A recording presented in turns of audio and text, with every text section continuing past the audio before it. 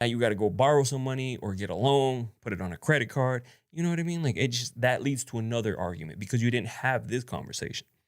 So, and then if you guys are looking to get a new place, who whose name goes on the lease?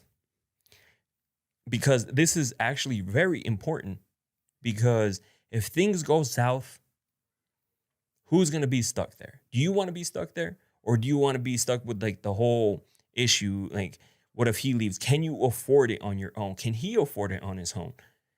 Because you have to, I always think worst case scenario. Like even though I don't want worst case scenario to happen, but I'm always like what if worst case scenario this happens, right?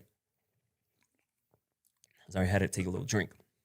So you have to think about what the worst case scenario would be because cosign because if you leave, it's under your lease or your name. He doesn't pay it.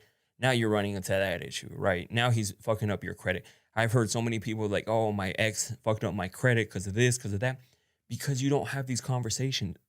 You guys are making a massive decision by moving in and you don't talk about all these little things. Like when my ex moved in at the time, uh, we had that conversation. Like, yeah, it was weird, but she wanted to help with some of the stuff. So basically, I paid the mortgage, and she paid some of the bills, and that was it, right? Like, and I paid everything else. That was how it worked, right?